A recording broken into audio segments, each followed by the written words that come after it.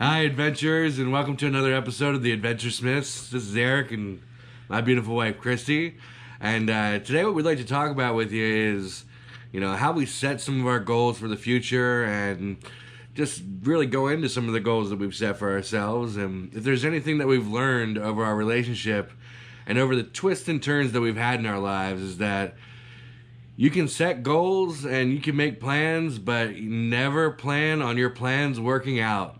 God works in mysterious ways in our lives, and we have seen God twist and turn things and pull things together that we never thought were possible. So, like I said, we always set our goals, and then God's plans usually are what works out best for us, and we try and be patient and understanding in those things. So, let's just dive in and go through some of the goals that we have.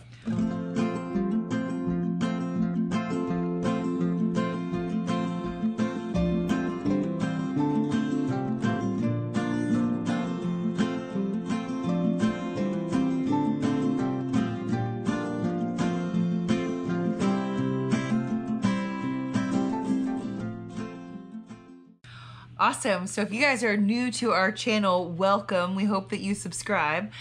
We just relocated recently in the last 2 years to the Ozark mountain area in Missouri, and we are rebuilding a 1950s homestead. We've just purchased it. We're about to move on to the property, and while the property has a really nice remodeled house on it, all of the outbuildings are in pretty bad shape. So we have our work cut out for us. One thing that we really want to focus on, and one thing that we'd like to build for our future, not only for ourselves, but for our family and for our children and for our children's children, is developing our property into a sort of an agritourism business. What is agritourism? It's basically utilizing your land and utilizing your resources to draw people to your land and to make an income right where you live. So some of the ways that we hope to do that are through berry farming. We hope to be able to plant some berries, possibly blueberries, and be able to have people come and pick your own berries on their property. One thing we are interested in is raising some exotic animal breeds, and so we're hoping that those will also be a draw to the property, so people will want to come and see some of those things that you can't see everywhere. We, as far as homesteading is concerned, and raising foster children and also raising our own small children, we're looking into like a lot of miniature breeds and things like Dexter cows, which are a very small breed of cow, very easily to manage on a homestead. Muskjack deer, which are very small deer, very easy to manage. Still taste as good as just a big old white-tailed deer, but very easy to manage on a homestead type of situation. And also too, as far as an agritourism base, just cute little critters for kids to visit and pet while they are here picking berries on our property. So as we go into our homestead and we've started setting our goals and really setting our plans into cement, over the years we've done so much research and really tried to determine what our best plan of action would be and how we could be the most successful. And with that, we believe that developing a good greenhouse infrastructure is paramount into being able to graze your food all year round. And when I say greenhouse, it goes a little deeper than that because we also want to create geothermal greenhouses. And the biggest difference between a regular greenhouse and a geothermal greenhouse is that you actually run piping down through the ground, and about 6 feet down, 6 to 8 feet down into the ground, you'll find a constant temperature all year round, no matter if there's snow on the ground or if it's 100 degrees outside.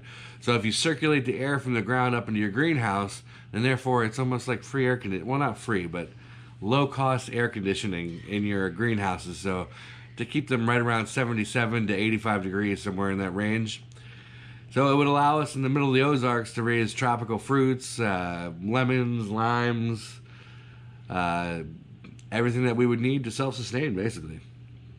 Along with it being a year-round grow in our greenhouse, it's also going to be a big task to set those greenhouses up and build them. They won't be cheap or easy to build, but we have lots of hopes to be able to accomplish that in the next coming years. Christy's really good with a shovel, though, so I think if we just send her out in the field and give her a couple hours, she'll be good. We will see. Also on our homestead, because again, the original homestead was built in the 50s. A lot of the fencing is in kind of disrepair. There's areas where deer get in all around. Like one of the first days that we walked on the property, there were just hundreds of deer tracks all over the place. So while that's great for hunting and providing us with our meals, it's not so great when you think about the fact that those hungry deer are going to come in and want to munch down on our vegetables. So we'll have to really go through and reinforce our fencing and make sure that, you know, we have proper protection for our animals and proper protection for our vegetables that we're working so hard to grow for our family as well. Of course, there'll be lots of ups and downs. We're going to trip and fall on our faces. Probably more than once. And but that's part of the adventure, right? Yes. Tripping and falling on your face a couple of times, that's part of it. That's why you subscribe to our channel, because you want to see me come up with a busted nose. I know it. I know it. I hope not. And one of the things we hope to accomplish with our homestead is to get as much of our family moved onto our property, all working for a common goal together.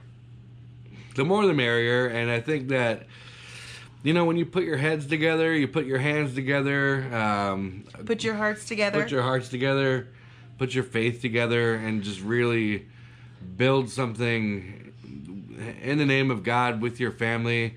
And if you keep Christ first in your life, I think that honestly anything is possible. And why not dream big? I mean, why not aim for the stars? I think that if you're not doing it right. Absolutely. Life is short, so we want to have as many adventures as we possibly can with all the people we love the most. Yeah. So we're hoping that even though we only have my parents joining us on the homestead to start, they will be here in 2 days. We're so excited. We're hoping to be able to lure, if you're watching, we're hoping to lure you out, family. You know who you are. Yeah, you do.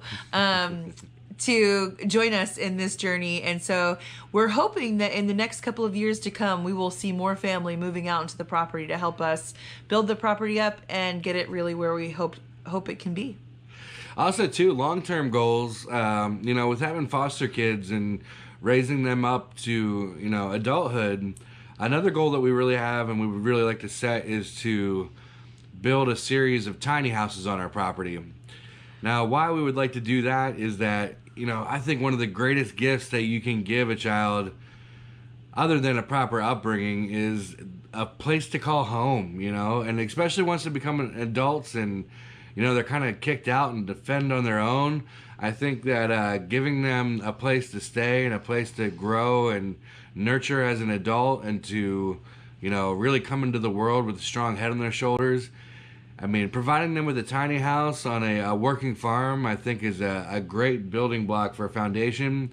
And then if they decide that they want to move anywhere else in the United States, they can just hitch up their tiny house and move it to Florida if they want to. We're not going to, you know, hold them back with an iron fist, but just be able to provide that for them on our property and at least give them the opportunity to work that out with us. We haven't talked a lot about our hopes and aspirations to foster and eventually adopt children on our channel yet, but it is something that is very dear to Eric and I's heart. We hope to be able to, through fostering children, adopt several children into our family. So right now we have 3 children. Our youngest child is only 3. We're going to wait a couple of more years till she's a little older. But when she is a little older, we have every intention of opening up our home and fostering sibling groups of children. And we hope that that turns into really expanding our family into possibly, I don't know, like 10 kids? We'll see. So why it's so important to us to do the tiny houses, like Eric was saying, is because a lot of people don't know, but when children are 18 in the foster system and they age out, most of the time they just end up on their own. And if you're a foster kid and you age out of the system and you're on your own, a lot of these kids are forced to turn to crime and to drugs and other very difficult pathways in life. And we hope that even if we can't adopt the kids, and they do age out of the foster system with us, that we will be able to offer them a safe, loving family and home environment to move into their adulthood with. Thanks so much for tuning into this episode with us. We pray that God's going to work awesome things out in your life, that you'll realize your own goals, you'll be able to develop your own ideas of what you think that your life should be, and then just open your heart and allow those plans to develop. Trust that God's got your back, that He's going to work these things out in your life, and adventure on. Bye. Bye.